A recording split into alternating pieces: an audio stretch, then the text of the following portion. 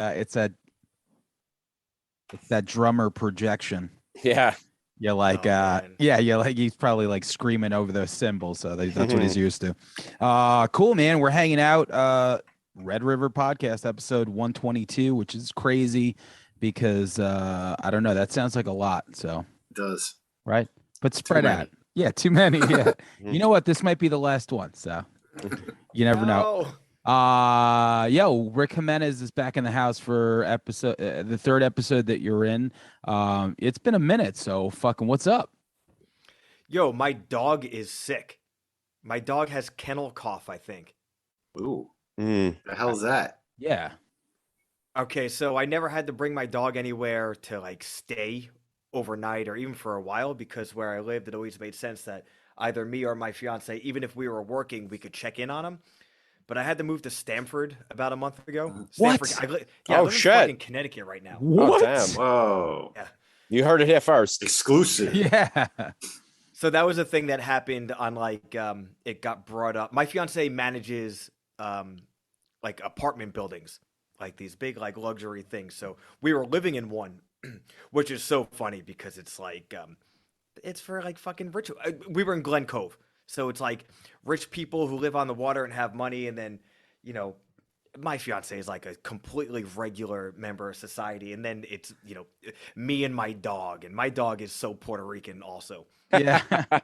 So we did not fit in there at all. And I went in there like trying not to have an attitude because why go into a situation trying to have it, you know, exuding an attitude just because I know everybody thinks that they're better than me there. And they are. Real quick, what are your favorite what's your dog's favorite type of empanada? Dude, it's a regular beef. Okay, good. It's the cheapest. I was just making sure. I wasn't sure. You know what? Nobody cares about my backstory. She got transferred while I was on tour, and I was only going to be home for I think 8 or 9 days. So this was like 3 days before a tour ended. So by the time I got home, she was packing up, and we had to move within that time from Glen Cove to Stamford, Connecticut before I left for another tour. It's fucking weird here. Dude, I'm 6 miles away from the New York border, but I feel like I'm in a different world. Yeah. I was listening to the Slashers, Thrashers, and you know the tournament that you guys were doing.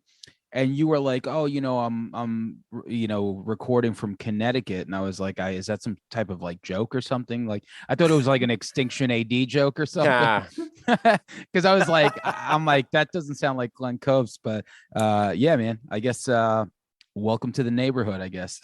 Yeah. Jesus Christ. Anyway, we had to bring my dog to the I don't know, doggy daycare or whatever. I don't. What do you call those places? They watch your dog. Yeah, where they watch. Yeah.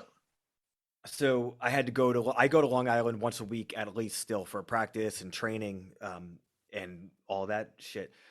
And we don't live at the building my fiance is managing now because the building is not even like fully built yet. So I straight up had to bring the dog to like a doggy daycare for like 6 hours until my fiance was off work. Like, oh, this is nice. He loves hanging out with other people and other dogs and everything. And now he had this like, I was like, yo, wow, what the fuck is that? Wow. So I sent a video to our Long Island vet. And he's like, yo, dude, that's fucking kennel cough. Oof. I was like, what the fuck? What do I do? So I called the place that I brought him to initially the other day because they also have a hospital there. And he just got like dog flu vaccine because he's mad at John Joseph also. So he's like, I'm gonna get this other vaccine.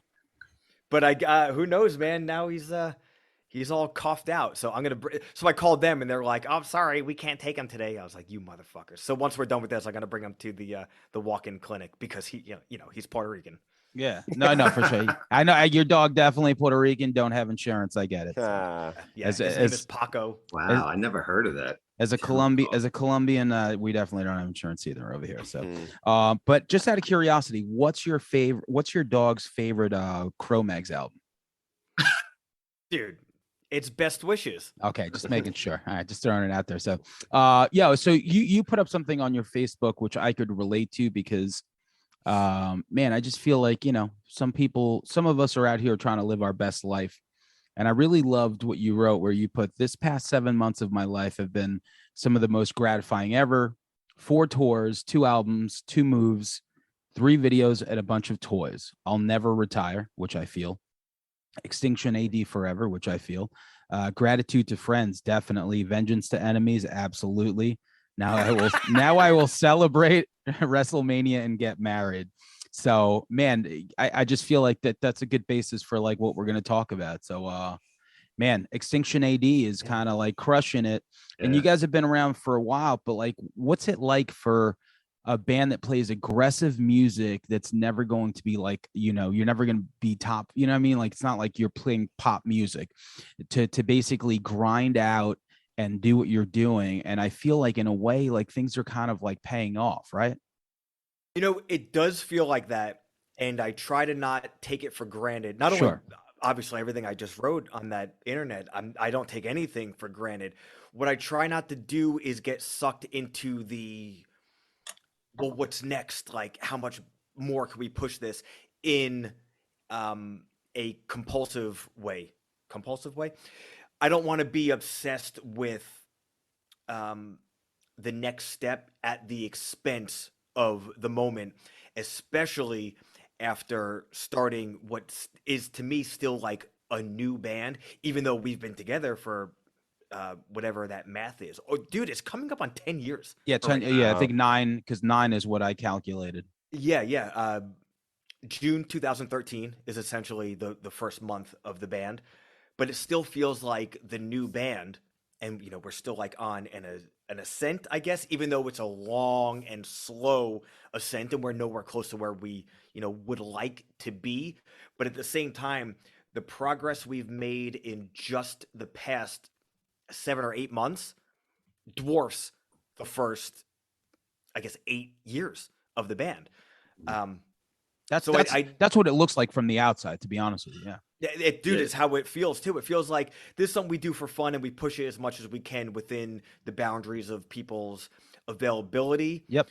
As well as the metal world is just so different from the hardcore punk world, where we come from as far as grinding in bands. We were all metal kids first, and then once we started doing bands that could, play a show or 5, or you go to New Jersey. Oh, let's go down to Florida. Let's do a full tour.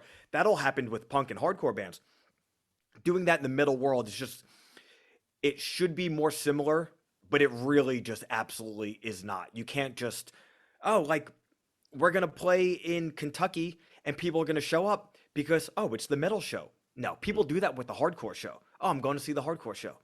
There might be a band or 2 of locals, and there might be some touring bands. Dude, I want it to be like that with metal because it should.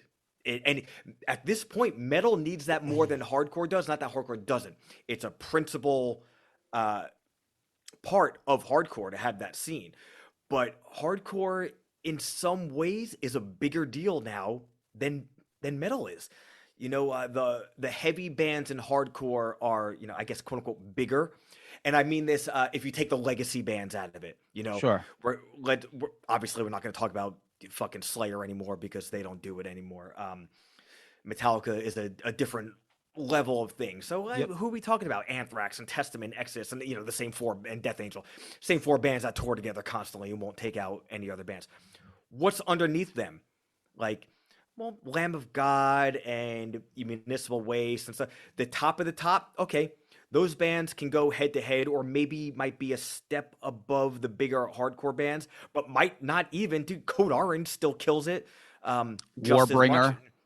And even a band like, I'll try to keep this short. I'm already going. No. Yeah, but like I said, Warbringer, I think, is one of those. I think it also has to do with metal's got so many sub category where hardcore, not that I'm generalizing hardcore. No, you're right. But right. If you got hardcore, you get a gist of it. Whereas if a thrash band versus, something on the lighter spectrum, like a Hair Actor versus a death metal band, it's very if you just like death metal, you might not like this other thing, but yet they fall under the metal umbrella, maybe that's it. I totally agree. And hardcore is in some ways, not all at all, in some ways more accepting of the umbrella of hardcore. Hey, if it's under the umbrella of hardcore, it's hardcore. Let's have a good time. Awesome. So great. I wish hardcore would have been like that when I was more active in hardcore, as opposed to now. I guess I'm like a spectator, and even though I would love for my band to be, to play hardcore shows, to be accepted, we're not, and that's fine. I don't need to get into that. So metal needs to be accepting in that way also. Now, if there's bigger metal bands going on tour, taking out all these other different types of genres, it's all good. The tour we just did, that Cattle Decapitation tour. Yeah, that was a killer tour. Yeah, and it was the closest two bands on that tour were Cattle Decapitation and Creeping Death, because they both fit into the, death metal. And even those bands are two very different sounding bands. We are way different than both of those bands. And then even more different, the Last 10 Seconds of Life. So you have 4 totally different types of metal bands. Everybody's coming to see, if not just Cattle Decapitation, one of the other 3, and everyone's having a good time. Now, if we play a local metal show and it is us and 3 other locals that are also metal bands, it's not as oh, I just went to the metal show, I'm going to hang out and check out everybody. You will have, oh, well, I'm more of a thrash kid, so I came for the one thrash metal band that played second, and then I'm going to fucking bounce. Like, oh, I'm a death metal guy, so I came for the direct support band who's a local. After they're done, I'm going to take off. Or even like, well, I came to see Extinction A.D. I've never heard of these other local bands. Maybe I'll show up and catch the band right before them, but I'm going to miss the locals. And I would like to think that we encourage, I don't even want to say our fans. That sounds so fucking corny. Yeah. But I mean, if somebody likes your band and you don't know them personally, sure. I mean, they're a fan. So valid, I would like valid. to hope. I would like to hope that we encourage our fans to, any band that's heavy at all, or any band that we're playing with, we endorse. So come out to the whole show, please. How we got onto this, I don't. That's so the grind. Yeah, the grind. So, dude, you know what? Long story short, or long story long, it took us signing with the right label to push us properly, and all we needed was the right label to tell other people that we couldn't reach. Hey, I know there's a million other metal bands. We endorse this one. Give them a shot. Now, the label that we're on, Unique Leader Records right now, which is like a almost exclusively death metal and like tech metal label, which we are neither of those things, but people were very open to giving us a shot just because, oh, they're on Unique Leader Records, let me give it a shot. And we got so much of, well, I don't normally listen to, insert whatever genre tag we get at the moment, but this band is really cool, which is, dude, what more could you ask for? All I ever want as a musician is an opportunity. Yeah. And an open ear. And it's been working out really well. And we've been not just enjoying like, oh, that hard work pays off. Because it's not really about that. It's so cool that people will listen to us and be like, hey, that is actually cool. Because I just want to have fun with other people while having fun with my band, playing these songs that are fun after I get over complaining about how difficult they are to play. No. I gotta tell you too, there's been like, it seems like, a concerted effort. Like any news article that comes out, Blabbermouth, Loudwire, or whatever, Extinction AD is like the first comment saying some, like, you guys are always out there. So he's like on every article. And that's, if you see that name over and over again, you might be like, hey, let me click on this, see what's up, I hope so, because, dude, I hate being obnoxious on the internet. You have to be, because it's the same. It's like I'm currently in a band, and that's what it is. Like every day I do, it's like the same regiment, and obviously we don't tour. So to me, like I have to definitely do it all the time just to constantly be in people's faces. It's like, okay, there's a new video. It's like, I'm sure like all my friends are like, oh, who gives a fuck? But like, like when we just played, like the last big show we played was at Starland, to people that we don't even know, we've never met, and they fucking embraced us because they had no idea who they were. They weren't my friends jaded there looking like, hey man, that's really cool, you guys are playing this. It's like, no, it's like, I don't know who this band is, but this is a lot of fun. And like you said, it's a matter of opportunity. I always said, if you hit play and hate it, at least you hit play, and that's all I want. I want, like if 100 people hit play and 90 of them hate it, I'm fucking with those 10 that, that like it, Dude, and when you think about it, especially coming from any type of humble beginnings musically, which, almost everybody in the world does. So no, nobody should take offense to that. 10 people, you put out a new video, Yeah. like you said, 10 That's definitely kennel cough. Yeah. Definitely kennel cough. Definitely a Puerto Rican dog coughing. Yeah. There's some white people outside my window. It's a German Shepherd, so. Oh my God. Hey, Paco, chill out. Hey. So sorry. Yeah, it's fine. If 5% of the people that even listen to your band once stick with it, and say that's 5% out of 1,000. So what is that? 50 people? Yeah, dude, 50 people coming to a show and having a is good a time. big deal. That is so really fucking cool. And let me chill him out real quick. I'm sorry. All right. Yeah. Did you guys watch that document? I just started on Tubi, some direct to video 90s. Yeah. You watch that already? I Yeah. just started it last night. Yeah. Popped up in my. I rented it before it even hit Tubi. Yo, I'm so sorry. No. Yeah. I mean, well, it doesn't What? matter. Yeah. So yeah, just like you were saying, those 50 people, man. Dude, that's a big deal. That's a really big deal. And for us, especially when we would tour, dude, even when we play Long Island, but specifically when we would tour, it's kind of, if we're not supporting, well, let's just go out there because we got to do something and see what happens. And you always try to have as much fun as possible. But sometimes it's Always. a bummer, not because, we're not big and popular. It's not even that. Like, I want to at least have fun first and Yep. foremost. And when there's 15 people at the show that aren't in the bands and none of them seem like they even actually want to be there, it's just not fun for us or them. So when after we signed and put out the EP and then the full length where we played like a headlining show and it didn't feel like, we're just playing last. It felt like, we are headlining and it's not a big crowd, but it makes sense that we're playing last and people came here for us. And it's like, dude, there's 60 people here outside of the bands and 40 of them came for us. And 15 of those people are losing their minds and we're in fucking Oklahoma. Like, dude, that is worlds away from where we were even, well, let's say, the December 2019, before the world shut down. And it's so encouraging. And the most important part, it makes all of it so much more fun.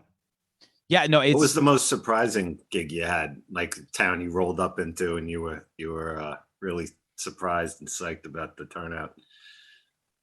After we did the cattle decapitation tour in January and February, we played 4 shows on the way home because the tour ended in Phoenix, I believe.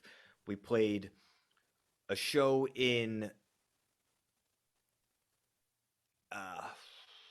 West Texas, like Central Texas, and then 2 shows in Tennessee, opposite sides of Tennessee. And every show I was nervous about because we had just come off a 6-week support tour where the smallest crowd that we played to was probably like 200 kids or 200 adults. And great response, lots of fun. It's like, back to reality, headlining shows. I wish I remembered the town. It was some town, maybe Lubbock, bordering New Mexico. And I was like, dude, this is going to be so shot. Like the PA is shot. We're in, a hollowed out former storefront now, just this West Texas warehouse. And every time a band, there was 3 support bands, every band, more people would show up. And I was waiting like, the direct support band, this band called Bleak, super, super cool, an interesting band, young kids. So they're absorbing these influences that are very late 90s and early 2000s. and across the whole gamut of music, kind of like some like late 90s emo and like almost like metalcore and some like quicksand influence, all the way to like a bit of new metal influence. Like, so on paper, I was like, this sounds like it's really gonna be some whack bullshit. And these kids are young, like what the fuck? And they were so good. And the crowd was so psyched. I was like, oh, that's who everyone's here for. Like, Yeah. oh, well, let's get ready to play to the 4 people that fucking remain once this band that sounds nothing like us just like blew us out of the water already. Which is a good conclusion. Like I'd be thinking the same thing. I'd be like, all right. Yeah. So like, all right, whatever. We just did 6 weeks of a great support tour. We have 4 shows, and we're gonna go home for a week or a week and a half or so. So I was like, yo, let's set up really fast so we can start before anybody gets a chance to leave. So we set up, and not only is nobody leaving, like more people are coming in. I was like, what the fuck? And then we start playing, and the place goes nuts. I was like, I don't think I've ever even played wherever we were, McAllen or Lubbock or I don't know, West Texas. I swear we passed the church where Kill Bill got married on the way there. Yeah. And the place went nuts. And I was like, I've never even been to this specific city or town with This Is Hell. Not that that has any crossover anymore at this point, but like, sometimes it like makes me feel better. Like, well, we played to 20 people with This Is Hell, so maybe 4 people show up. And it was rad. The next day we were in I think Central Texas or something. Show gets canceled as we're rolling into town. We're like, what the fuck? I was like, dude, this sucks. Like, we're on our way home. We have long drives, yada yada. One of the kids in the band's like, hey, we're going to just do it at our practice space, which is, our drummer's house. I was like, all right. Yeah, well, better than a day off. Oh, yeah. So we do that. Should have sucked. Was awesome. Yeah. Go into, actually, you know what? That was okay, yeah, that is the same tour. Dude, all these tours are starting to blur together. Jesus Christ. It's like, all right, cool. That was fun. Every night, the next 2 nights, it was the same thing. And not only that, we were playing with different types of bands every day. So I know the next day we were in, we played Chattanooga one day, and we played somewhere else in Tennessee the other day. One of the days we played with a thrash band and 2 hip hop acts.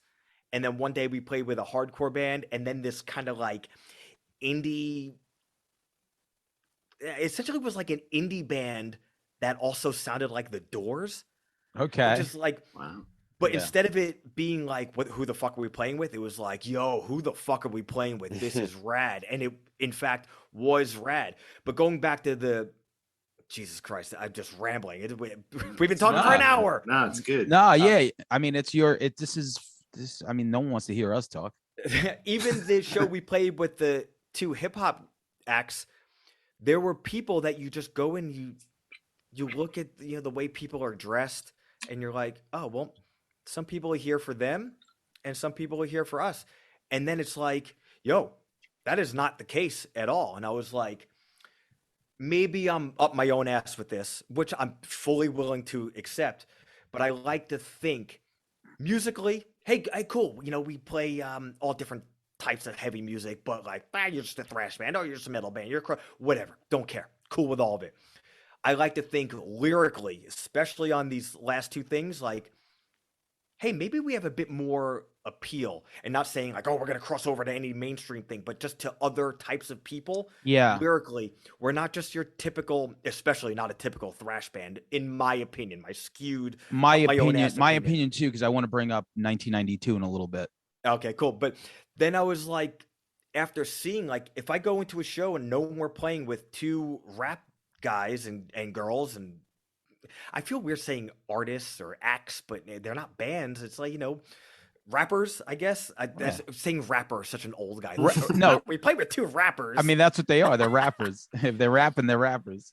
So knowing that we're playing with 2 sets of rappers, you could see like that looks like a straight up hip hop kid. that looks like a chick who only listens to rap. And then, no, they're fucking here for us. Like, how did that happen?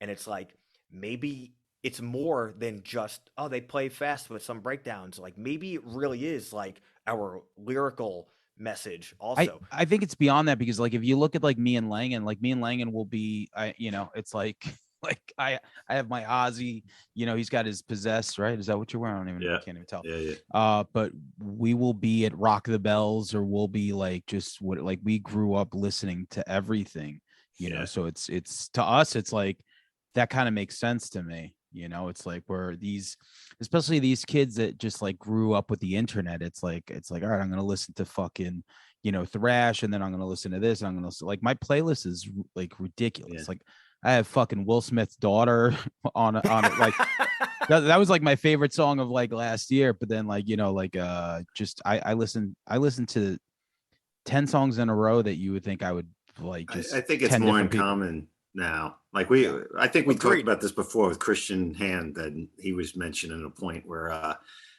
kids go on YouTube and they might have Duran Duran with, some like Metallica after or whatever. It's not so like, that was my dad's music and this is my music. That's the way it was you're growing up. And I'm yeah. Growing up, and when I remember going to Selden Middle School, and you couldn't like there was like the New Kids on the Block people, there was the Technotronic Pump Up the Jam people, and then there was the Skid Row people. You couldn't even. Was a crew of people just about Technotronic? Yo, there was. this beat is techno. Yo, that's what it was. But and then Skid Row was like, then there was a rumor. It's like I heard Skid Row beat up the New Kids on the Block, and everyone was like, yeah. But dude, even when it's accepted to, I listen to all these types of things, it's very difficult unless you're in one of those gigantic festivals to see in a small show all on one show. Sure. And we had a lot of that, and I'm really, really excited about that and that prospect moving forward, where we will request that. We're going to do we have 2 headline shows in May, one we're working on in June, so we don't have any long full tours coming up, but we request that from the promoters, like, yo, you don't have to just listen to us and be like, well, what bands do we have in the area that sound just like this? Put them on. Like, dude, that's so boring. And people think that that's boring at this point too, which I appreciate. I don't want to go and see the same band 4 times in one show anymore. So that's really fun to not just feel gratified that people are coming to our shows to see all the bands, but people are also coming to see us, even if it's a small amount. But to know that, hey, we want to have more of an inclusive environment, and that people are getting behind that as well. Absolutely. Even like when I book a show, or like I used to book them more back when, like if there was like 4 rock bands, on the show, like in between, I would play hip hop just because it just breaks it up. It's like I just saw Quicksand at this space in Brooklyn, and they played with Battles, and it was cool. Like it was just a great venue. But in between, they played like legit, like Tribe Called Quest, like Wu-Tang. Everyone was mentally on that plane. And then when the band played, it was just fucking full on distortion. And it was just, you get like that flavor of like, okay, like we're going to rock out. And then from here, everyone was going to chill, hang out, have a conversation, then back to the show. I love that shit. So, unique leader, like these days, like we always wonder, like, what does a label specifically do? Because I feel like there's so many DIY tools at our disposal that, if I mean, listen, obviously not everyone could do everything, but like, how are they really like helping you, is it like with tours, like promo, like what exactly does a label do for you specifically this year? It's a little multifaceted, and it's really cool because a lot of things have like worked the way I've wished labels had worked back in the day, when labels were more important than they are now. Yeah. Yep. So first off, this kind of goes with heavy music in general, where people want that endorsement to know that it's okay for them to check something out and then to talk about it. And even though, like, well, who needs a record label in 2022? Like, well, a lot of times the people who are saying that, who aren't in bands, yo, motherfucker, you're the one, because you're not going to just check out random band from Bandcamp. You're going to wait till a label that has other bands that you've already liked, and whether that's the chicken and the egg thing, who knows, says, hey, we endorse this band, so maybe you'll like them too. Because that is, dude, that has been so much the case with us. Like, Good Fight, we did an EP and 2 records on Good Fight. Those guys are cool. They just weren't in the world musically where we are. It's kind of, they were more in the metalcore tip, and not metalcore that was even transitioning to any type of heavy metal. It was straight up like kind of skipped traditional hardcore journey and then found metalcore and like, oh yeah, metalcore, like that's kind of my hardcore. That's kind of was the extent of Good Fight's reach. So anybody who was into that label is going to check us out and be like, I've never even heard Kill 'Em All, so why would I care about these guys? Yeah, wow, interesting. Which, so Unique Leader, like I said, we don't sound in all actuality, we might sound less like a Unique Leader band than we do a Good Fight band, maybe equally sore thumb, but at least, hey, we're a metal band. Like, well, I like tech metal and I like death metal. Like, if Unique Leader says these guys are cool, let me check it out. And then we're playing fast and then have like a New York flavored metal beatdown. Like, well, this isn't exactly what I normally listen to, but man, this is cool. And I also want to, speed into a brick wall while listening to this. Yeah. So that endorsement, which shouldn't really mean things as like evolved humans in 2022, it sure fucking does. Now, a thing that people don't think record labels still do, which I also didn't think record labels still do, and now I know that they still do. They give us too much money for some reason that I don't know, and I'm not gonna fucking question. Hell yeah. Dude, they paid for this record, and we do everything budget because I only do things budget, Absolutely, to yeah. an annoying extent that like I'm stupid cheap because I've never known any better. So having a regular person as a fiance, she still doesn't understand, like, why aren't we getting like the good chicken instead of getting the like, the chick, like, yo, if this weighs 2 pounds and it's not even frozen and it only costs $4, like, it's probably not good chicken. Like, no, that's what makes it better. We can get more. And most importantly, you don't look like me, so you look like you. So she can't even argue. She'd be like, "You gonna argue with this python right here?" So we even go into long story short, we started recording the record before COVID when we were still on Good Fight. Got dropped by Good Fight during COVID. I did all of the stringed instrument recording on my own at my old place during COVID. Eventually, we went back into the studio to finish the record on Unique Leader's dime. So we already had a very low budget because we're cheap. And because of that, they were like, all right, cool. You guys want to do a video? And the typical thing, hey, put out like a lyric video and then another single on Spotify and then a regular video. Then we'll put out the record. And they gave us the budget for the video. We're like, yo, fuck it. We'll do 2 videos for that budget. They're like, all right. Fuck yeah. And then just, hey, we know this guy. We got like a real deal, like Hollywood commercial dude who is a friend of our bass player. Like, yo, I want to do your video. Like, well, this is our budget.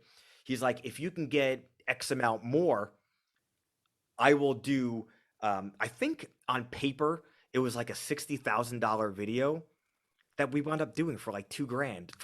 Was that Collusion?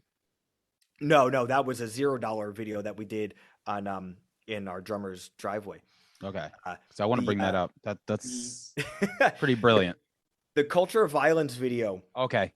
Which we did in the warehouse with like real lighting and like really huge cameras, and we're able to do like walking shots down the road and shit. We did that video for $2,000. So even then, like, going back and asking the label, like, hey, we're going to do this video that, it's going to be a bit more expensive, but here's the breakdown of what it should cost. This is what we can get it for. They're like, all right, cool. And the next morning, we just had more money in our bank account. Like, what the fuck? Now, I know some people are being like, oh, so you got an extra $500 to do a video? Like, that's not a big deal. To me, somebody just gave us $2,000 to record a video like that. That's a fucking big deal. Yeah, like Dude, that's to me, it's a it's huge a fucking it's a trust me, it's a big fucking deal for sure. No one's giving anyone anything. So yeah, I mean, just this. We had the promo from the EP. We record the EP on our own real quick. We're shopping it around as a demo. That's what we got signed to Unique Leader on. And they're like, yo, this sounds great. Let's put this out as an EP before the full length. Hey, here it is. No overhead whatsoever. And they just pay these bills. You know, not that we're racking up huge bills, but for us, like, we've never not paid a bill out of our own pocket, or, you know, like, hey, let's hustle and do a month of headline shows, even though nobody's showing up because we're nobodies, but we'll make a little bit of money to pay to make a video or to record another record or whatever. So all of that, and they know what they're doing. And by the time the record came out, like, before we signed with Unique Leader, we were stuck at the high 300s as far as like monthly listeners on Spotify. And at our peak, we were at like 21,000 monthly listeners, which is actually a daily listeners thing. I don't know how the fuck that thing works. Neither do I, but yeah, like that's like definitely. I saw when you guys were like 21K, I was like, holy shit. And the hype of the record has been out for over a month. It's died down tremendously. But at the same time, like, I know I could personally say, and to my other three guys, we were stuck at 300 and change for years. And then for a month, 21,000 people listened to our band. Like, that, dude, that's fucking amazing. I didn't think 21,000 people would ever pay attention in any way, shape, or form to anything I even remotely had a hand in, whether that's music, you know, crashing the van into a fucking stop sign and 21,000 people had to look at it and be like, what asshole crashed into this stop sign? Which I've never crashed into a stop sign, but you know what I'm saying. Yet. Let's throw that yet in there. But yeah, so that is definitely what a label could do for you for sure. I mean, even like, I know that, you know, it's just definitely anytime you get more eyeballs, like I said before, as long as people have the opportunity to like hit play and love it or hate it, that's fucking fantastic. And dude, it opened up some doors. We wouldn't be playing Welcome to Rockville Fest in amazing May. What a fucking line. Like, who are you most psyched to see that day? I'm almost embarrassed because I've seen them a bunch and I know that they're terrible, but I'm excited to see 2022 Megadeth. And also, Megadeth is the last of the big four on my checklist. Never played with Megadeth before. Oh, wow. That's amazing. Yeah. And yeah, so we got asked to play that. Like, who the fuck do we think we are? And it's like, oh, you know what? It'll be a huge drive. We'll make no money. We'll play first on the shittiest stage. Worth it. Who cares? And then once we got the lineup, we're not playing in a shitty spot. We're not playing on a shitty stage. Like, yo, we're being treated like an up-and-coming real band. We got asked to play that Pure Filth Festival in June, which we just got an email. Hey, I can't find your booking agent, but, you know, I saw your email on Instagram. I'm booking this show with Exodus, Municipal Waste, and Integrity. Can you guys play? I said, yeah, you can't find our booking agent because we don't fucking have one. But yes, we'll play. And it's like the same thing. All right, we'll show up really early. We'll open. They give us the lineup. We're not even fucking opening. Like, no. Who the fuck do we think we are? And I don't know who these people think we are, but we'll just write it because we're having fun and we appreciate it. And not even as a status thing. Just guess what? It's so much more fun playing second than it is playing first.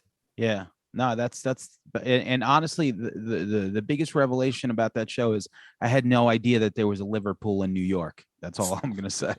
I was like, Liverpool. I'm like, yo, they're going across the pond. I'm like, these guys are killing it. Then they're like, that's where the shitty Beatles are from. But yeah, that lineup is ridiculous. And just, I mean, like, I would imagine most of us would just go to the show anyway. And it's like, oh, do you want to play too? It's like, fuck yeah. I'm like, we'll go fucking play. We'll fucking hang out. So yeah, man, that's killer. And I really wanted to touch on like a couple of the videos real quick, which I'm sure we've all seen and we all love.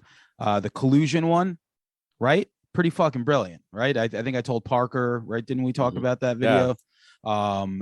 What a fucking really cool idea to have almost like an action movie video on a budget because it was like, all right, how do we shoot the car scenes? It's like, let's just do it with toys. So who the fuck came up with that idea? And also, that might be my favorite Extinction AD song. Oh, hell yeah. Cool, Yeah. cool. I think it was a bit of a collaborative thought process because how many more times can we go into a dark room and play guitars and like, no, I'm pissed. Which, hey, cool and on brand, but like we knew this was going to be a new release. We didn't even know exactly what it was going to be used on when we filmed the video. We filmed the video before we even signed with Unique Leader Records. But we're like, you know what?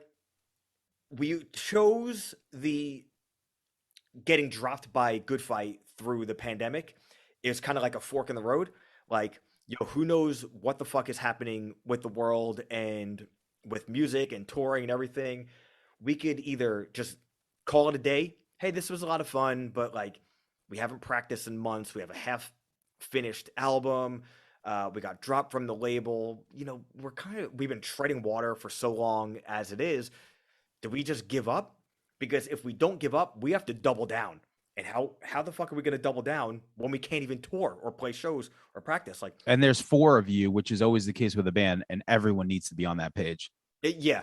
So we had like a Zoom with us and Pete, our ex-bass player, who's still very involved in the band, and Travis, who was in This Is Hell, who's like now he's like officially our manager, but he's always been like another unofficial band member.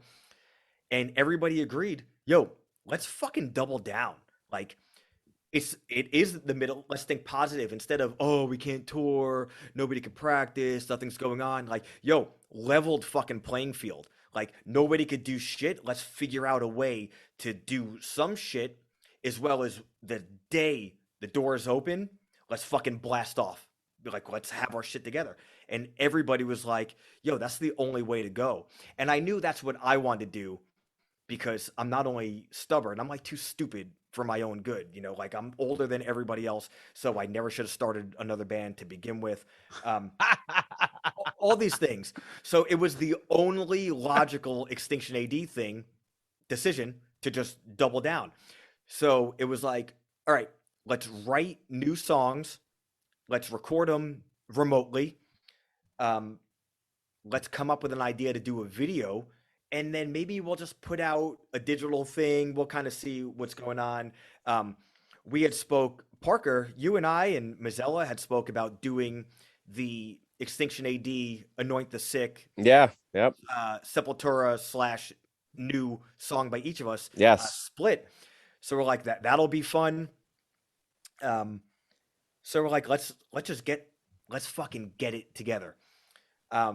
So we did. And we wrote songs remotely, and we recorded songs remotely, and we came up with the idea for the Collusion video. And like I said, we knew we wanted to do something different than let's just get into a dark room, maybe come up with some sort of narrative that is so easy you can't not understand it, but it's also so easy that it's kind of like blah-ish. Now, I don't mean to talk bad about our other videos prior that fall into that category, but we had done it a million times. Like, how many more videos could we have where I get covered in something weird? Oh, I'm covered in blood. I'm covered in oil. Someone threw powder on me, which, we did that again also. But, which I will bring up next for sure. So we said, wouldn't it be cool to do some type of like chase scene where, it's the 4 of us fucking around in the van, and then the ideas come, spewing out.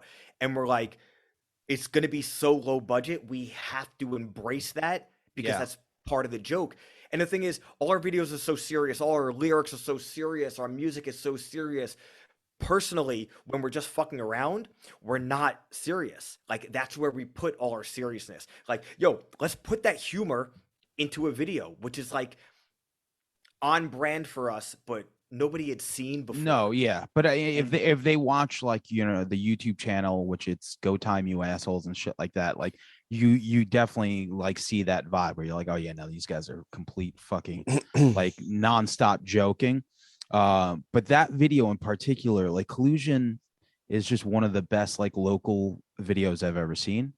It's just yeah, it's just because it's ridiculous, and I loved it because like you embraced that low budget, that DIY part of it. And I love, for someone that still makes videos too, it's like, like I'm tired, like they're awkward to do, man.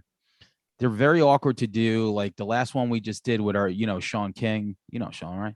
Yep. Yeah. So he like, and we're sitting on the couch and like I'm singing, like I'm lip syncing, like after a while, I'm like, so the idea for our next video was to get like doppelgangers for the band that look nothing like us.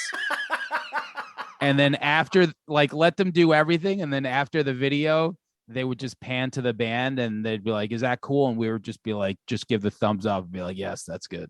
Dude, I love it. I love it. Yeah. So we're going to do that. But, all right. So let me go to the next one. So Mastic, shout out to Mastic for all Suffolk fans. Yeah.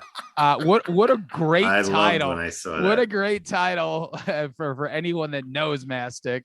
And also, was that real cocaine that you were covered in? Is that why you were so angry? No, I'm straight edge still. No, obviously. I've never done steroids, dude. When we were in Dallas, we were playing a show, and we do this new. Keep this so short because I talk about this constantly. We do this new like push-up circle pit thing in the middle of our set. Yes, because I love that. Anyway, I'm doing that in Dallas, and some guy's like, I don't want to do push-ups. And I'm like, hey, pussy, do push-ups. And same thing, joke. Sometimes people don't get the humor. So he got like a little upset. And he's like, oh, you're yelling at me? You're not all natty. And he's doing the whole like fucking needle in the arm thing. Oh, wow. And I thought it was so funny. I was like, yo, this dude thinks I'm on steroids. I'm straight edge. I'm 41. But I was like, hey, man, I appreciate that you think I'm on steroids. That means that like I'm good at curling and stuff. Yes. The workout, not the Olympic sport. But then that guy actually won the push-up contest that night, and we were bullshitting after the show, and he was like, oh man, I hope you're not mad at me. I was like, dude, first off, I'm mad at everyone, but secondly, you're the coolest one here, and this was a lot of fun, and I'm just fucking around. Everyone's fucking around, yada yada. Oh yeah. So no, wasn't real cocaine. Wasn't real cocaine, but like, so where, like, I mean, just like the title of it and stuff like that. So like, what do you remember about making that video, which was pretty straightforward, right? It was just like you guys like in a dark room with some lights. Mm-hmm. Yeah, I mean, same thing. We knew we had a small budget, but we had a little bit of a budget, but we used that budget to hire another friend of ours, but who does videos for a living. So it would be real easy to like, he's going to light it well and edit it really well. And he's also going to get it done really quick because we've never done anything with more than like 48 hours notice. Hey, yeah. Dude, delivering the masters for this record, delivering the artwork, delivering this video was all done like within 3 hours of deadline every time. But so it was like, what could we come up with quick? What could we figure out? And I said, what I really want to do is we knew we were going to have to do just kind of very performance based. So we'll play, but I want to have very specific camera shots. So little intermixes of us looking all like decrepit and fucking like all fucked out would flash from the looking, like we just showered and we're playing a song. And then as the video goes on, it gets more and more. So that was my initial video. So like, we start off like regular dudes and we end off like fucking zombies. Like anybody who lives in Mastic. Grew up in Mastic. Yeah, right. It's the perfect analogy for Mastic. Yeah. But he's like, okay, so I have this idea. And, he's a videographer and it's turned into more of, we're going through this dilapidation of humanity throughout the video, and our skins turning to ash and everything. And it's very basic, but like this will be cool visually. And I mean, it's always a lot of fun just doing videos, playing around with some type of substance that you could like splash around or like stomp around and get smoke with and everything. And the more we're bouncing around or smashing around, and the like ash and the smoke is flying everywhere, he's like, oh man, I'm gonna do that shit in slow motion, I'm gonna do some stuff in black and white. I was like, all right, cool, perfect. Yeah.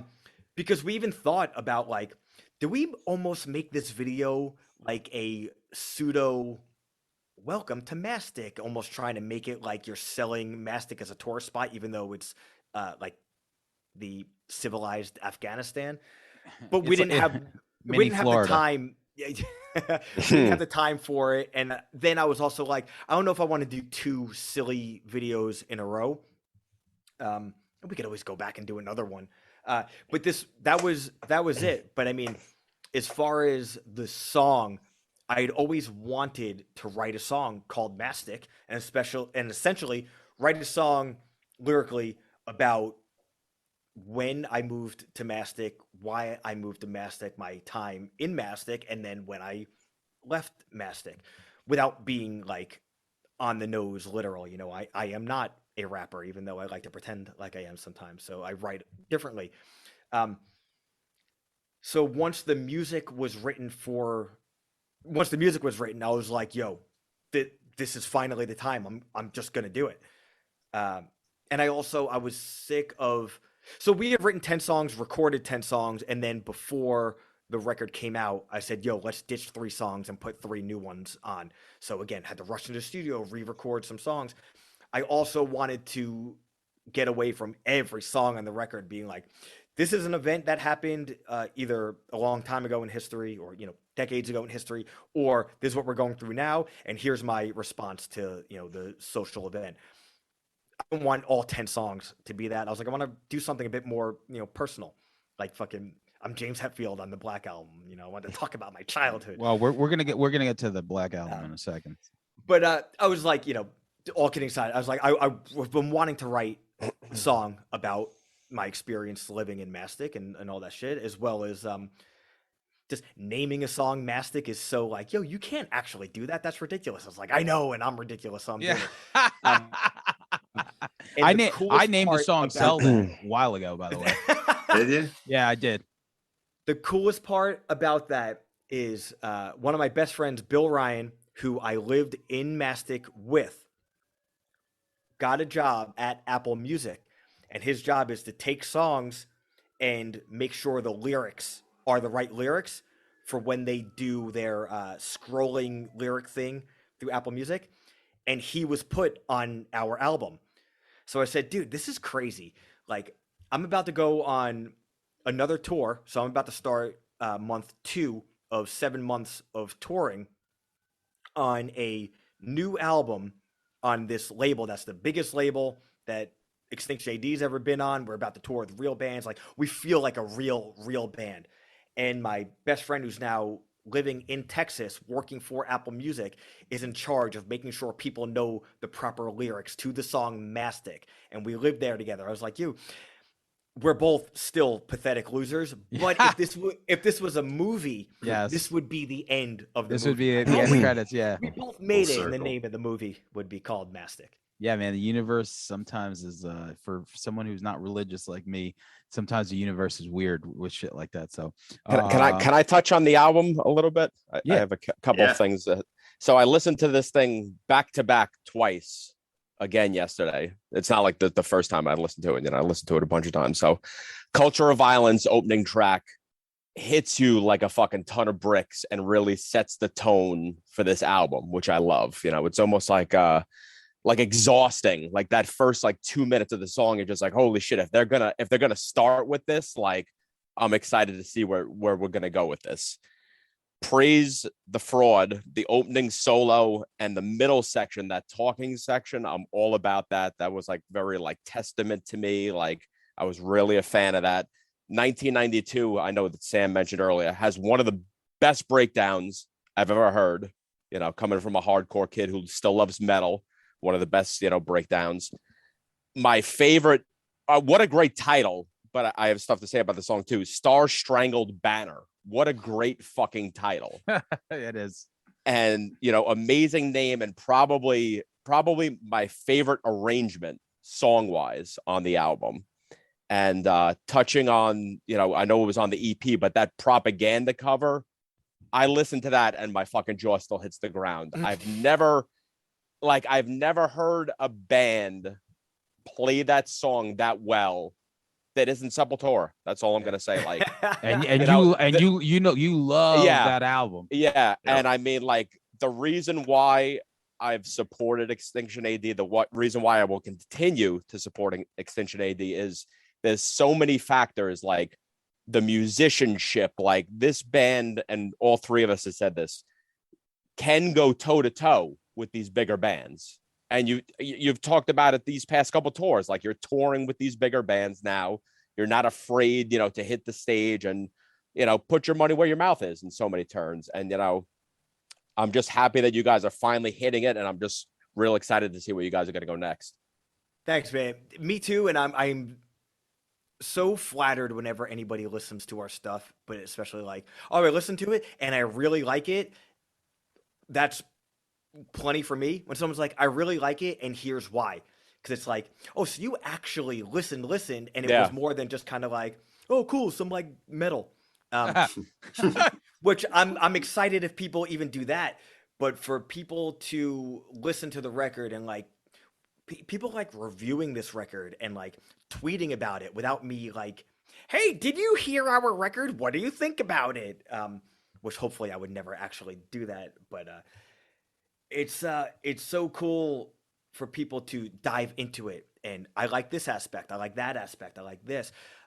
It's more so on this record than any other, because I feel like we actually found our sound on this record more than, hey, we're not embarrassed to put our influences on our sleeve. Like, we never have been. We still aren't. But I didn't think it at the time, but now looking back and comparative to this album, maybe our past albums were almost too much of that. But it was like, that's what we put out at the time. It wasn't a conscious decision to do or not to do that. But by doing that, we found our own sound. And now on this record, I feel like it stands out more, where Praise the Fraud and say like, oh, it's Testament-ish. Like, oh, dude, it's so much so. And dude, I love, and Ian, the other guitar player, we love Testament as a whole, but especially the album Low so much. Big fan. That we started saying, yo, let's give C sharp tuning a try. And now we're both obsessed with C sharp tuning. C sharp's a good one. Even like, let's do a clean part and I'll like sing over it. It's like, you can't sing. Like, I know, but I'll try it anyway. I'll just do my best and I'll have fun with it. And things that we were never afraid of prior, but we just really embraced more. Like, hey, we'll put 3 guitar solos in a song if we want, or 0, or even song structure. I've never been, but more so than ever, I am never, ever afraid of pop song structure. Intro, verse, pre-chorus, chorus, verse, pre-chorus, chorus, guitar solo. Throw another fucking chorus in there. I really don't think that we, did enough like car crashing. Let's throw a breakdown in and get the fuck out of here at 3:30. Like, yeah, that's great. So the last 2 things I wanted to touch on as far as video was obviously 1992 thematically, especially since the 30-year anniversary just was yesterday, I believe, of the riots. What made you want to write that song, especially like, were you aware that it was going to be like a 30-year thing? It was just an interesting lyrical thing. I wasn't aware of the anniversary at all, because I wrote that song lyrically, if memory serves, 2019. Okay. So, I mean, forever, but especially since 2016, America really decided, hey, instead of just having this fucking ugly face, let's show it and be unabashed about it more and more and more. So I'm writing about that. I'm paying attention to that. Anywhere you live on Long Island now, you're probably seeing that, but especially where I was living at the time, living in Medford at that time, which, became Redneck Central. And then moving to Huntington, right on the border of Huntington Station, which is like, most people don't even know where that border is because they don't understand how close the Latino spot of Huntington starts and the uppity white area starts, but there's such a divide in mindset there that it's like, yo, you have no idea what the fuck you're talking about. Like, those are your fucking neighbors. So seeing this divide and writing about it and absorbing it, eventually you draw the comparisons of what was, present day to past day. And I said, I'm 41, so I was 11 and 12 in 1992. So a lot of my frame of reference of things is late 80s, early 90s. Those are like my formative years. Yep. So looking back on parallels of what's going on in America in 2016, 17, 18, 19, and then what was going on in the early 90s, specifically 1992, and then going back in how I absorbed that information in 92 and how I interpret it in current day. That was all fascinating to me. So then, I just start writing notes. The way you normally write lyrics is like, I'll be thinking about a topic, especially if I'm driving. Your mind wanders and you just kind of think and think and think. And like a line will come into my head. And I'll just write a line on my phone or like a topic. Or sometimes something comes up and it just spews a train of thought where I'll just hit like talk text or Siri, whatever the fuck, in my notes app. And I'll just talk as if I'm talking to somebody just to get like a paragraph of a train of thought out. And I'll revisit it later, lyrically and topically. So that's what I did with that song. And same thing. It's always all the music first, or most of the music first, and then the lyrics. And then if I know I have a couple of different topics I want to hit on, the music kind of tells me already, this song is about this. And 1992 was about that topic, even though I didn't bridge it together. And once I started sitting down and writing to that song, it was just like, like I said, everything came out, how I absorbed the year then and how I look back on it now and drawing those parallels. Yeah, that's great. You're able to, not a lot of people are able to like tap into things like that.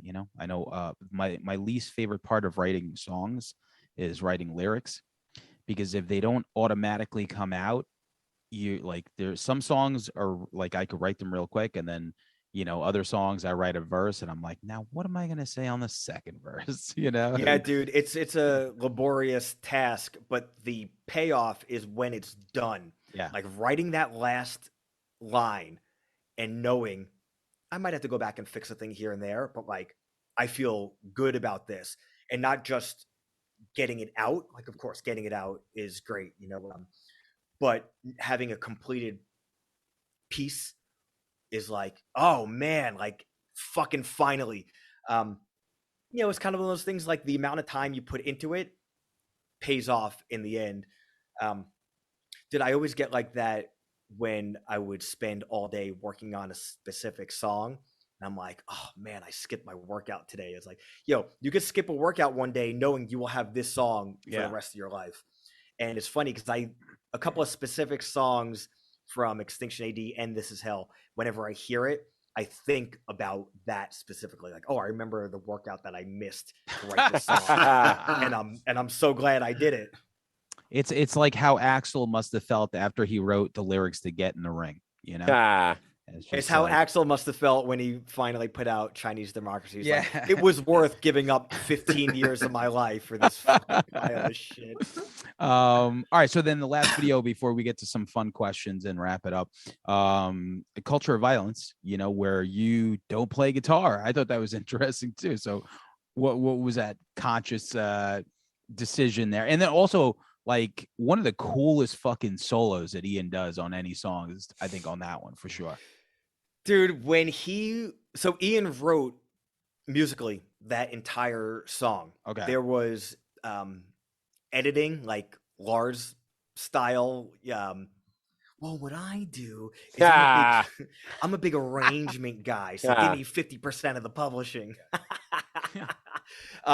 So Ian wrote that song in full, and then I Larsed it a bit, which in all actuality, I didn't even have to say that. I could have kept that to myself. Ian wrote this entire song. So he sends it to me the first time, like full demo, and he's like, okay, here it is. And I remember listening, and when it gets to that long lead, no rhythm guitar. Just bass and drums and him noodling. And I said, who the fuck do you think you are? And I am so glad you are that person. Yeah. Because it's so cool. It's so different for us. Yes. And I even, from the very beginning, I was like, first off, I have no idea how I'm going to sing and play this song at the same time. Same thing I say for a lot of these songs, especially when Ian writes a song, because I don't pay attention to that when I'm writing a song to begin with, because I know I've spoken to you guys about this before, about how it's like a bullshit way of going into writing a song. Like, oh, I'll write the easy part so I can sing over it. But at the same time, Ian is better than I am. So something that's simple for him is going to be hard for me to begin with. So he's like, oh, I wrote like an easy verse thing for you to sing over. It's like, no, the fuck you didn't. But that was my first thought. And then, finally I put the lyrics over it and all this shit. When we go to do the video, we knew we had to do, because like I said, time and budget and all this shit, we knew we had to do a performance video. Like, how can we make it work and be different and still cool? So location was a thing, lighting was a thing, all this stuff. I said, you know what? I don't play for 25 seconds of this entire song anyway. And I'm also like, I'm sick of it.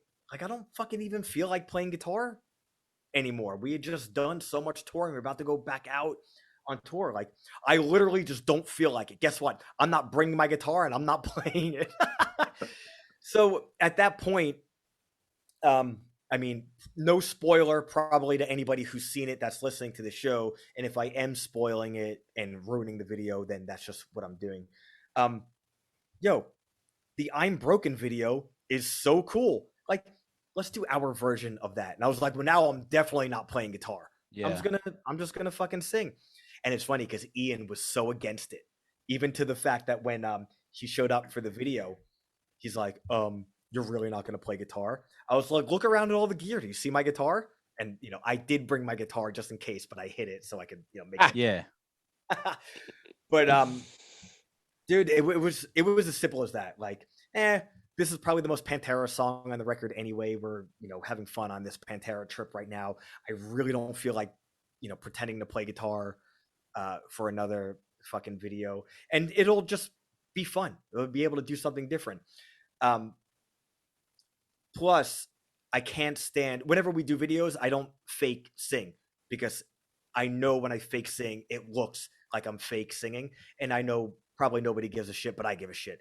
So I was like, well, I'll just, soldier as this the entire time and just blow my voice out all day, which I did. And it was so much fun. And it was seriously just as basic as it comes. Hey, let's set up in a semicircle and just play this song over and over again. So we play to a click all the time anyway. So we didn't even have to play to playback. We just played the song over and over and over and over again. That's crazy. Wow. That's pretty good. Yeah. It was a lot of fun. I hate the click. And I just spent Monday and Thursday recording to a click, and I was like, fuck you, click. Cool. Dude, I hate not playing with the click at this point. I'm such a snob about it. I'm like, I could tell that the tempo is different there.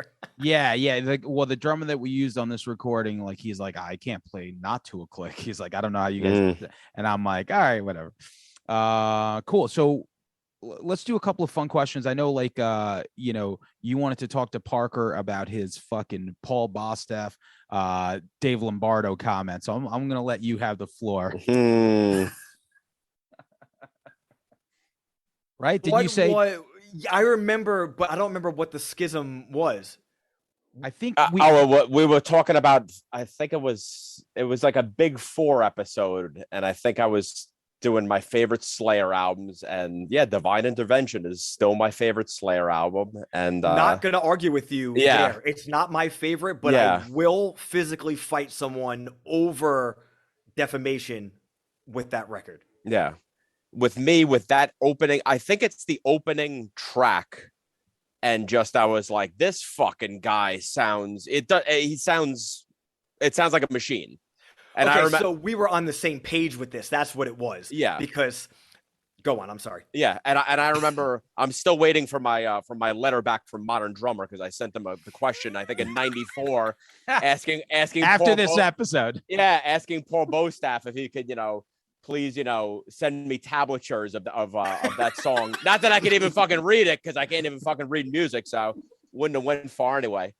But I just think that the drumming on that album is just like insane, like to the point where like it almost sounds like it's got like different time signatures, because like the drums like overlap like Kerry King's guitars, and like it's just mind blowing, that album. So we spoke about this in depth on the YouTube show / podcast that we're doing right now. I think it's crazy. I think it's crazy of anybody within my age bracket, okay, to speak ill of Divine Intervention. Now, I do understand it's not, well, I'll take Divine Intervention over Hell Awaits any day of the week. Me too. Same here. Clutching my pearls. Yeah, I know it's not Hell Awaits through Seasons of the Abyss. Yeah. It is different Slayer, but I never took it as different. Like, oh, what are they doing? If any of that, it was okay. We did all of that. Other bands tried to do all of that. It's the 90s. We have a new drummer. Let's come out the gate. Now, I don't think Lombardo is incapable of doing anything that Bostaff is capable of doing. That being said, Lombardo did not do the extremity to the extent that Bostaff did up until that point. Yes. And sonically, Slayer sounded one way. I mean, like production wise. It was production. I think that was the big difference for sure. Yeah. Up till Seasons. And then, there's a big gap, man. That's 90 to 94. Yep. In technology and recording, and even just in the way metal changed in those couple of years, it might as well be. It probably changed more than metal has changed in the past 20 years in that 4-year thing. And that's not a knock. It's just the nature of the beast. The difference between 1990 metal and 94 metal is definitely more different than 2022 metal and say like 2012 metal. And I know that's 10 difference, not 20 difference, like I just said. But coming out the gate, everyone's sad. We have a new drummer. Press play. Yeah. Like that guitar sound. Oh, yeah. Yep. Sounds like a fucking elephant driving 20 motorcycles. That drum sound, seriously, it's as machine-like as it can get while still being unmistakably human. And then those time signature changes across that entire album, like, Slayer can do this now. Like, fuck yes, Slayer can do this now. Vocally, Tom Araya, like, I don't want to say he invented what he does, but so signature, okay? Often imitated, but even just the timbre of his voice is, like, impossible to impersonate. What are you going to do to make this different? I'm going to start fucking screaming like I am in fact a murderer instead of just singing about murderers. And guess what? I'm fucking convinced he sounds like a fucking homicidal maniac vocally on that record. And Kerry King and Jeff Hanneman, the best 2 guitar players ever who don't know how to play guitar, take... That's pretty valid. You sound like my guitar teacher. Yeah. And they take that to an entire new level, dude. That is, you know what? To me, that is the most violent Slayer record that exists. I'll give you that one, especially since like I'm not like I don't love it. Like I'm more of a Seasons guy. I think Seasons was like my last masterpiece. But Seasons is my favorite. Yeah, my favorite for sure, because it showcases everything from War Ensemble to the title track. But when I heard Divine Intervention, I was like, it was like a fucking like a speeding train. I'm like, whoa. Plus, Like, I think it's best of both worlds because like Lombardo leaves, and like I'm a big Grip Incorporated fanatic guy. Like that first album, like I don't know if Lombardo was just like, well, now I gotta one up this fucking guy that's gonna take my job, and like you hear the drumming on that Grip Incorporated album, you're like, wow, this is fucking drumming, man. Like this guy didn't miss a beat. So like I think it's almost like you gained another great album by him leaving with both staff, stepped up into Slayer. I think it's also like, I'm older than you guys. I'm 49 now. So like when like Rain and Blood came out when I was in high school, like that, that was like nothing you ever heard. That was Divine Intervention.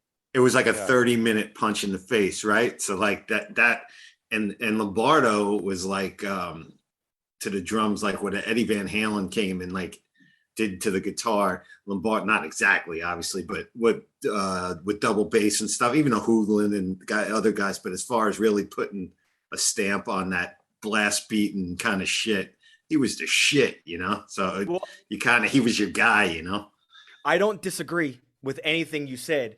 And even though I'm, like I said, going to bat for Divine Intervention, Lombardo is my favorite drummer of all, not even just in Slayer and not even just in metal, as far as, percussion, because I think Lombardo is a musician that plays drums.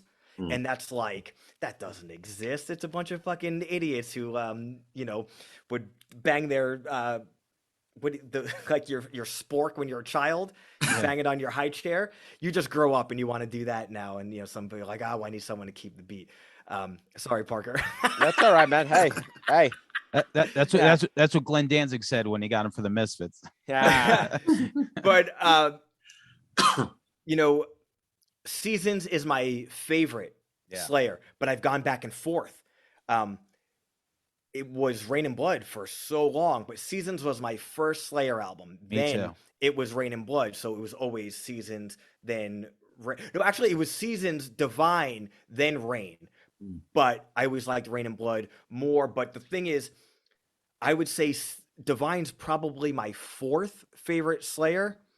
But, I mean, if any other album getting in that Slayer realm to me is really, really difficult. And I know Divine Intervention just gets a lot of flack. So I'm like overly aggressive about it sometimes to people. Because I put Divine in with the first wave of Slayer. That's all one thing. If I'm like, oh man, I'm listening to Slayer all day on like a long drive, I'm starting at Hell Awaits and I'm going all the way to Divine, and that's when I decide, do I want to stick with this and go into Diabolus, because I just, my brain won't let me skip.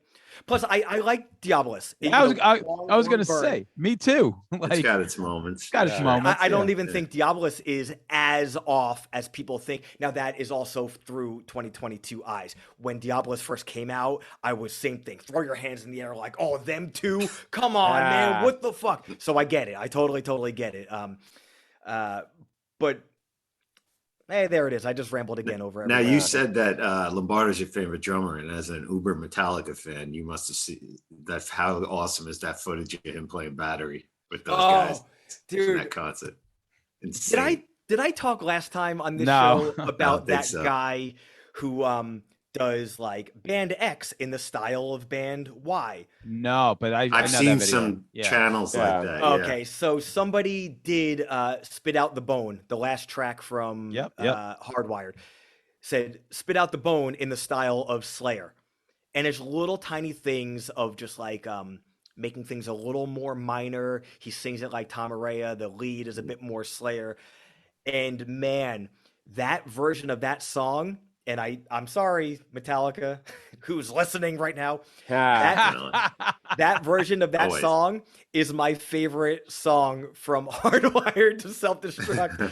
So once, dude, I think one of you guys posted the Lombardo playing Battery, because I'd never seen it. I post it at least a couple of times a year because I want to make sure everyone I know has seen it, because it's so great. Dude, seeing and listening to that and not getting a full set of that is like blue ball central. It's the way it should have been played, And I love Lars, the biggest Lars apologist in the world. Totally. Man. Same here, Totally, but you could tell like when they're playing it, you get that vibe of like, holy shit, this thing's ripping right now. Yeah. Like, And I mean, I think, like Kirk, like, oh shit. And I think Testament picking up Lombardo was obviously a very wise move. I mean, we talked about Testament low earlier, like crushing drums on that, like John Tempesta played on that. Like I'll never forget this, like crushing drums on low, Testament. Then he joins White Zombie, nothing against White Zombie, but I'm just like, what the fuck just happened there? Like you were playing these great drums, now you're playing to like electronics and shit. But I mean, and Helmet later on. Yeah. But I think Lombardo is, now you got 4 out of the 5, core members, of Testament. You're never going to get fucking Louis Clemente back, the original fucking drummer. Not that you would probably want him back. I don't even know. Lombardo, I think was, if Hoagland wasn't going to do it, Lombardo was, that's the man right there. You know what? I prefer Murphy to Skolnick. Oh, okay. Okay. Yeah. And I was always a little on the fence about that because Low is my favorite album. But I mean, Skolnick is Skolnick. But once Skolnick went on the internet to tell everybody that he was so offended that Will Smith battered and assaulted Chris Rock, said, yo, man. What? Did he? You are one bitch pussy. You're in a metal band and you're supposed to be someone I want to be friends with. And that is embarrassing interneting. So you know what? Now it's official. I like Murphy way better. Nice. There we go. There we go. Battered and assaulted. Jesus. Dude, what kind of bitch language is that? He went up there and slapped them and it probably wasn't even real. But it doesn't matter. Judd Apatow tweeted that he could have killed him. I swear to God, and then deleted it later because it was like, what? Come on, bro. I'm thinking, like, have you guys never seen somebody get the shit beat out of them? Because it looked nothing remotely like my mom hit me like that once. You know what I mean?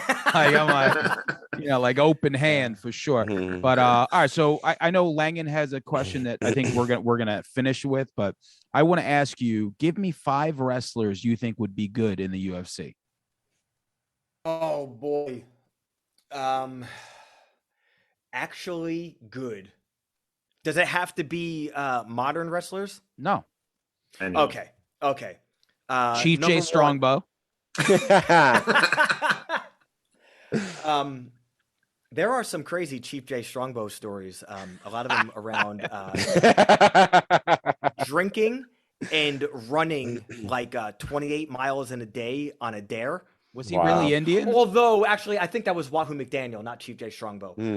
Wahoo McDaniel was, he might have been Native American, but Chief J Strongbow was Italian. But number one, was he really? Yeah. Number 1 would be Haku. Do you guys remember Haku? Yeah, of course. Yeah. The Islanders. So nice. There's stories of Haku's real life fights. One of those fights, and this is all hearsay podcasts and shit.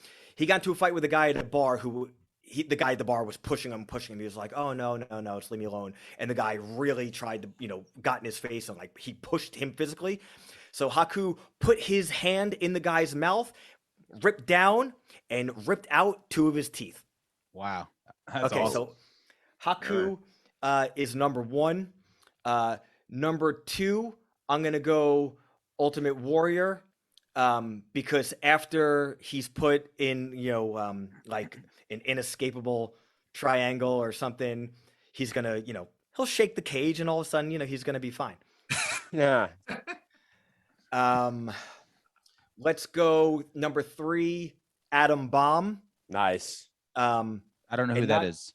Okay, well, I just bought this toy of Adam Bomb the other day, and he's from. How do you know? He's from 3 Mile Island. Was he like a WWF guy or like another guy? He was a WWF guy and he was radioactive. So that's he had those the contacts, right? Like the yellow contacts. Yeah. Yeah. So that's number 3. My number 2 and 3 were stupid. So let me think. For real, number 4 again. Paul Orndorff. Oh yeah, Mr. Wonderful. Yeah. Paul Orndorff. Do you guys know Vader? Yeah. Oh yeah. Okay. Vader, really big guy, super intimidating, badass in and out of the ring, but especially in the ring. He was mouthing off to Paul Orndorff once in 94 or 95. So Vader's still, a big deal guy, and 350, 400 pounds. Paul Orndorff, we all know Paul Orndorff, but in mid 90s, really suffering from his neck injury. His arm is atrophied to fuck. He got into an argument with him in his underwear and his sandals, because he just got out of the shower, knocked out Vader with his left arm, his good arm, which wasn't, his right arm was his good arm. That was the atrophied one. So his weak arm, he knocked him out in the locker room. Wow. So Paul Orndorff would be number 4. I loved Paul Orndorff. Let me think of somebody modern day. Okay. So the NXT champion right now is a guy named Bron Breakker, Bronson Rex Steiner. He is the son of Rick Steiner and the nephew of Scott Steiner. I know he was a college, like a legit college wrestler, brought up through the tournaments and all this shit. And, there's only so much you could do in amateur wrestling, especially when you have 2 famous family members. So he just started in WWE. So I don't know if he's like a legit badass, but I mean, he looks cool as hell, and I probably wouldn't want to fight him. Okay, cool. Top 3 energy drink flavors. Flavors. Number 1, Monster Rehab. Number 2, Rain Cherry Limeade. And that sounds good. Number 3, the unfortunate, heartbreaking, discontinued, sugar-free Red Bull Crisp Pear. Dude, I found 6 of them like 4 months after they were discontinued in like a gas station / bodega in Huntington Station. This is how like fucking alcoholic I am with Red Bulls. I go in there and I see they have the Red Bull thing, and I was like, at this point, I knew they were discontinued, but I didn't give up. I was like, I'm just gonna like search through the whole bin, and I saw 6 of them in there. I was like, oh my god! And I take out 4. There was like 2 for $5. I take out 4. I was like, yo, do you have any more of these aside from the 2 in there? And I'm like broke, so I didn't want to buy all 6. So dumb, knowing I'm going to go back and get them anyway. So I get the 4, and the guy's like, oh no, these are old. I was like, you're not going to get any more. He's like, no, discontinued. I was like, yeah, I know. I looked on the internet. He's like, hey, I don't care. Give me your money. So I bought the 4, and I'm like hoarding them. Like I took like a week and a half to drink these 4, which is like crazy for me because I drink like at least 1, most of the time 2 energy a day because I'm just so old. And I probably did the thing that you do with steroids when you take so many steroids that like you need to do more and more and more, like those drug commercials. Yeah, like Sometimes your tolerance gets high. I stopped taking drugs to feel good, and I started to take them to not feel bad. That's how I am with energy drinks. So rationing these for like a week and a half was crazy. I was like, yo, what am I doing? I need to go back and get those last 2 before somebody else does. So I did, and I held off on those 2 for like a fucking month. Hey, that's my number 3. Incapable of short answers. No coconut flavor. I know you guys. You guys got the coconut flavor over at the on the show on It's Go Time, assholes. You know why I'm mad at coconut flavor? Because you can't get the sugar free anymore. Not even in Target. Yeah. Well, I'll tell you this: I can't drink sugar. Is growing up, super Hispanic, like anything coconut was what we fucked with. It didn't matter what it was. If it had rice, we were fucking with it. And if it had coconut, like, I don't care if it was shampoo, that's the shampoo we're getting with coconut. So, and Langan has a really good question for you to close off. Oh, okay. We'll do F, marry, kill with James, Lars, and Kirk.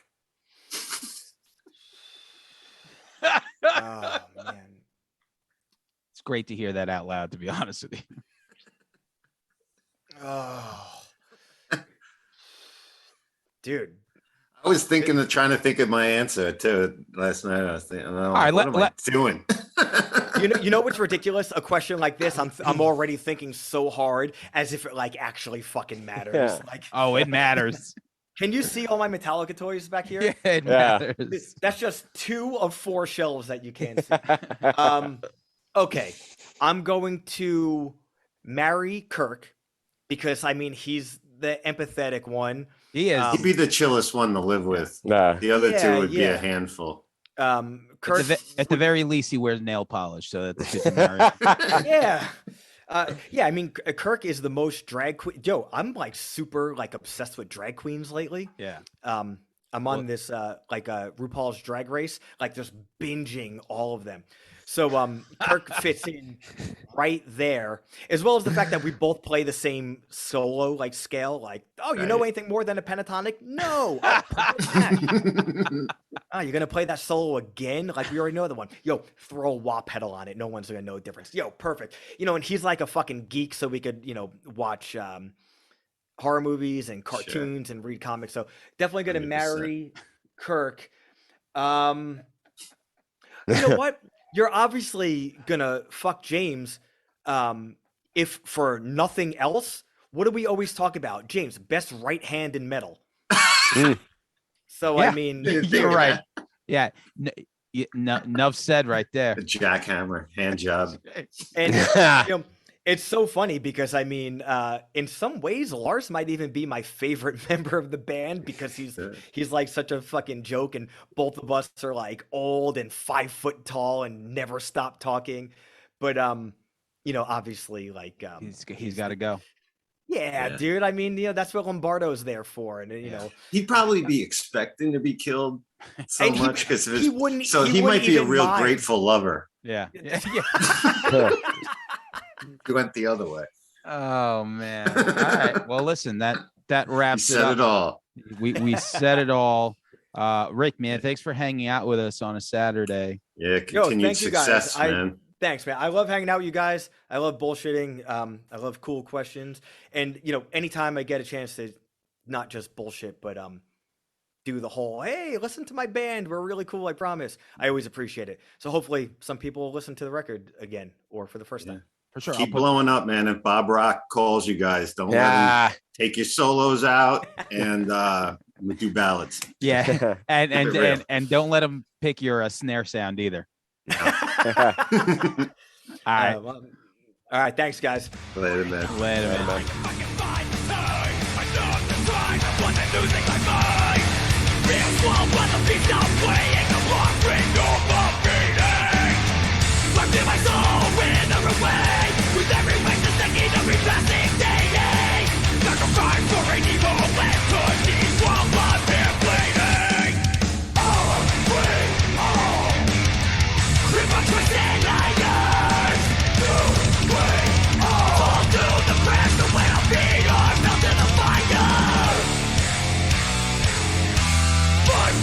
Anticipating the fate of this mother pointing into the rat race. Just like my blood I owe.